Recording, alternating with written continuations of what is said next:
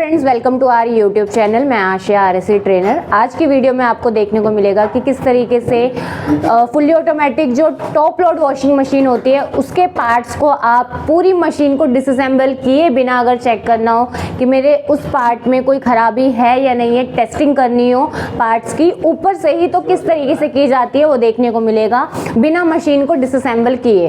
तो बिना किसी देरी के हम स्टार्ट करेंगे। हमारे पास फुल्ली ऑटोमेटिक टॉप लोडिंग की जो वॉशिंग मशीन है वो गोदरेज कंपनी की है और ये एक नॉन इन्वर्टर वॉशिंग मशीन है, यानी इसके अंदर जो मोटर है वो एसी सप्लाई वाले ही है। इस वजह से हम इसको डायरेक्ट चला के देख सकते हैं। मैं पहले ही आपको क्लियर कर दूं कि अगर आपके पास इन्वर्टर वॉशिंग मशीन है तो उसको आप इस तरीके से डायरेक्ट चेक नहीं कर सकते हैं। तो बिना किसी देरी के बस हम स्टार्ट करते हैं। इस तरीके से मैंने एक छोटी छोटी वायर को कट कर लिया है क्योंकि इसी के थ्रू मैं क्या है डायरेक्ट सप्लाई दूंगी एक एक पार्ट को। तो वहाँ मशीन के पास चलते हैं और मैं आपको वायर दिखाऊंगी कि कौन सी वायर किस पार्ट से अटैच है, थोड़े बहुत कनेक्शन बताऊंगी और उसके बाद हम चालू करके दिखाएंगे आपको। तो नहीं, अभी एक मिनट। तो अभी क्या है यहाँ पे मैं बता देती हूँ क्या क्या कौन कौन से पार्ट्स है। पीछे के कनेक्शन पूरे प्रॉपर हो रखे हैं। इतना जो सेक्शन होता है आपका एक नॉन इन्वर्टर वॉशिंग मशीन अगर होती है, जैसे आपका प्रेशर सेंसर, डोर स्विच और इसके नीचे आपका अनबैलेंस स्विच जो लगा हुआ रहता है, वो पूरा पोर्शन क्या होता है डीसी का है। तो उसको तो हम नहीं छेड़ेंगे क्योंकि उसको हम डायरेक्ट सप्लाई दे ही नहीं सकते हैं ना। तो घरों में जो 220 वोल्ट या 230 वोल्ट आपकी एसी आ रही है उससे आप कौन कौन से पार्ट चेक करेंगे। आपका वाटर इनलेट वॉल्व चेक कर सकते हैं, नीचे ड्रेन मोटर चेक कर सकते हैं और नीचे मेन मोटर चेक कर सकते हैं कि दोनों साइड में रोटेट हो भी पा रही है या नहीं हो पा रही है। ठीक है, तो उसको चेक करेंगे। पीछे के कनेक्शन हो रखे हैं, ये आपकी मेन लीड है ना, और मेन लीड देखिए यहाँ कनेक्टर से लगी हुई है और यहाँ इंटरनली आ रही होगी पीसीबी में। तो ये वाला पोर्शन हटाएंगे, निकालो इसको बाहर। स्क्रू ऑलरेडी खोल रखे हैं, लॉक बस हटाने हैं। खींचो, हाँ बस, ठीक है। डिस्प्ले की जैक है, डिस्प्ले पीसीबी अभी हम अलग कर देंगे, हटा दो।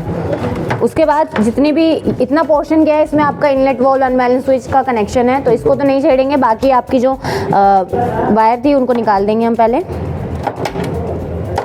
तो ये रही वायर, जिसमें से मेन लीड की जो वायर है वो ये है, यानी पीसीबी को जो न्यूट्रल फेज मिल रहा है वो इस वाली वायर से मिल रहा है। जिसमें से अगर आप यहाँ गौर करेंगे तो ये जो रेड वाली वायर है वो ऑलरेडी क्या है बैक टू बैक निकाली गई है। देख रहे हैं आप, इनलेट वॉल्व पे भी मिल गई है और यही लीड क्या है आपकी नीचे मोटर पे भी जा रही है और ड्रेन मोटर पे भी जा रही है। यानी ये कह सकते हैं कि ये जो रेड वाली वायर है ये एक कॉमन वायर है जो बैक टू बैक क्या है आपकी सभी मोटर और सभी जगह कनेक्शन मिल गए हैं। अब जब रेड वाली डायरेक्ट नहीं मिल रही है कि अगर मैं प्लग टॉप लगाऊंगी तो सारी चीजों को मिल जाएगी, तो जाहिर सी बात है बची ब्लैक वाली।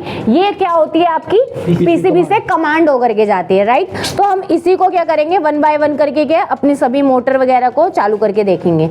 तो वायर ले लेती हूँ मैं, ठीक है। सब में ऐसा नहीं होता है, किसी किसी में आपकी न्यूट्रल फेज दोनों ही पीसीबी के थ्रू जाती है, उसमें आपको एक कॉमन वायर ढूंढनी पड़ती है।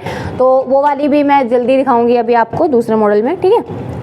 एक मिनट, वहाँ से बंद होगा, बंद है, ठीक है। अभी क्या है यहाँ मैं बता देती हूँ कि कौन कौन सी किस चीज़ की वायर है। ये जो आपको पर्पल एंड ग्रीन कलर की जो वायर दिख रही है, ये जो जैक है ये बेसिकली मोटर की स्टार्टिंग और रनिंग की वायर है, यानी कभी स्टार्टिंग पे कभी रनिंग पे जो सप्लाई जाती है वो इस वाली लीड के थ्रू जा रही है, ठीक है। उसके बाद ये जो पिंक देख रहे हैं वो जाहिर सी बात है आपको यहाँ पे वाटर इनलेट वॉल्व पे दिखाई दे ही रहा है। ज़्यादा अगर आपको दिक्कत हो तो आपकी मशीन में हमेशा बैक साइड में ना डायग्राम बना रहता है, सबसे बेटर तरीका है। हाँ, अगर स्टिकर हटा हुआ है फिर आपको चेक करना पड़ेगा, ठीक है। उसके बाद ये जो ग्रे वाली वायर है ना, ये नीचे आपकी ड्रेन मोटर के लिए जा रही है। तो अभी हम स्टार्ट करेंगे वन बाय वन करके, मैं सभी पार्ट्स को क्या है चेक कराऊंगी। तो अंकित ऑन करना, ठीक है।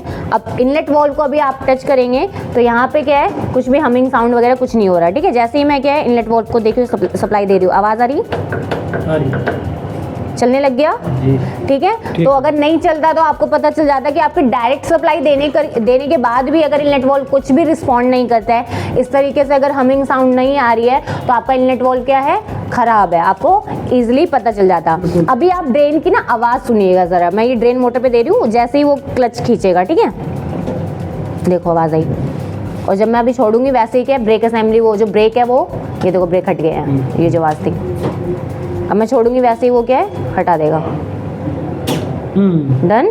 तो ड्रेन मोटर भी चेक होगी। इस तरीके से अगर वो आप लगा रहे हैं, सप्लाई दे रहे हैं और कुछ भी रिस्पॉन्ड नहीं करती है, नहीं हटा रही, तो आपकी ड्रेन मोटर क्या हो गई है? खराब हो गई। आपको पता चल जाएगा, है ना। तो ये क्लियर हो गया। अभी क्या है, क्योंकि हमारे क्या है, इसका पल्सेटर देखना यहाँ पे रोटेट होगा थोड़ा बहुत, क्योंकि पूरा बैठाया तो है नहीं हमने, उसकी शाफ्ट खराब हो गई है गियरबॉक्स की, इस वजह से। बट यहाँ देखेंगे, ठीक है, बिल्कुल ठीक है। दूसरी साइड ये थोड़ा सा दिक्कत दे रहा है। और अभी ड्रेन मोटर और पूरा ड्रम जैसे स्पिन मोड में अगर मुझे चलाना है वो करके दिखाऊंगी। एक बार बंद करना ज़रा, क्योंकि अब मुझे 2 वो बनाने पड़ेंगे न्यूट्रल। ये स्टार्टिंग था ना दोनों, एक वाली साइड एक वाली साइड। क्लस्टर किससे घूमेगा? दोनों साइड घूमता है क्लस्टर भी, पल्सेटर। हाँ, बस स्पिन मोड में आपका ड्रम एक डायरेक्शन है उस टाइम पे।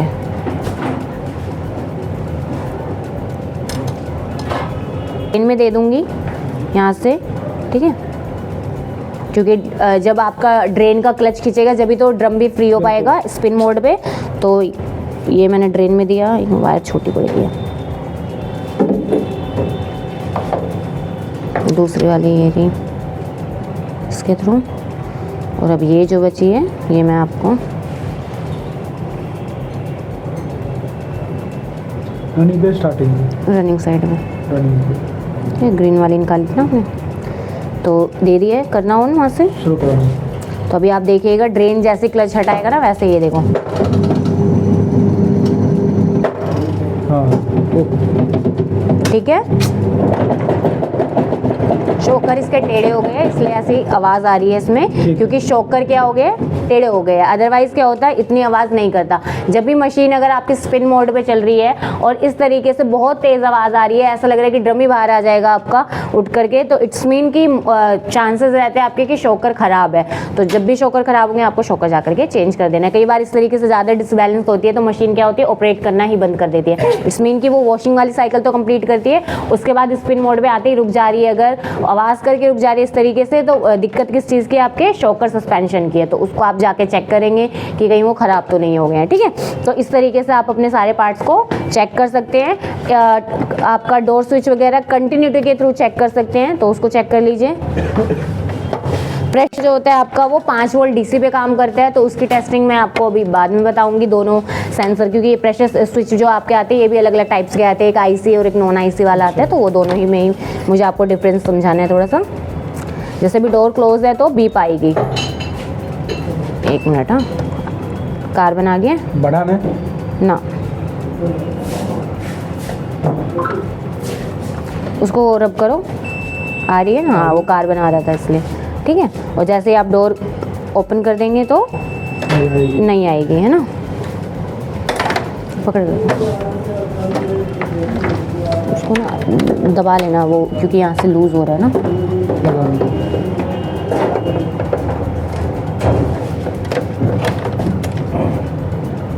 ठीक है, नहीं आ रही, क्लोज करेंगे तो रब करो उसके,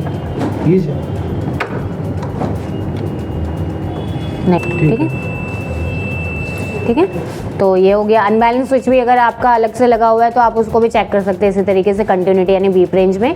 वो ये आपका है नॉर्मली, अगर मशीन नॉर्मल पोजीशन में है तो बीप देगी। जैसे ही वो क्या होगी, डिसबैलेंस हो जाएगी, तो जब ड्रम ज़्यादा खींचेगा तो वो क्या होगा, अनबैलेंस स्विच स्टिक जो होती है वो पीछे जाएगी और कॉन्टैक्ट पॉइंट क्या हो जाएंगे, खुल जाएंगे। इट्स मीन कि वो ब्रेक हो जाएगा, कनेक्शन ब्रेक कर दिए, तो आपको डोर स्विच का एरर भी आ सकता है अगर आपकी अनबैलेंस स्विच जो है ख़राब हो जाती है तो, ठीक है। तो इस तरीके से हम क्या है चेक करते हैं। अगर कोई भी आपकी नॉन इन्वर्टर वॉशिंग मशीन है तो इन्वर्टर वॉशिंग मशीन में आप मोटर को डायरेक्टली इस तरीके से नहीं चला सकते हैं। हाँ, इनलेट वाल्व अगर आपका एसी सप्लाई वाला हुआ या ड्रेन मोटर आपकी एसी सप्लाई वाली, क्योंकि जो कि 90% होते हैं, तो आप उनको चेक कर सकते हैं। बट अगर मोटर आपकी BLDC है तो आप उसको इस तरीके से डायरेक्ट चेक नहीं कर सकते हैं। उसकी भी बहुत जल्दी वीडियो आएगी जिसमें हम बताएंगे कि किस तरीके से आप उसको ऑफ कंडीशन में BLDC मोटर है अगर उसको कैसे चेक करते हैं, ठीक है। तो आज की वीडियो में इतना ही, धन्यवाद।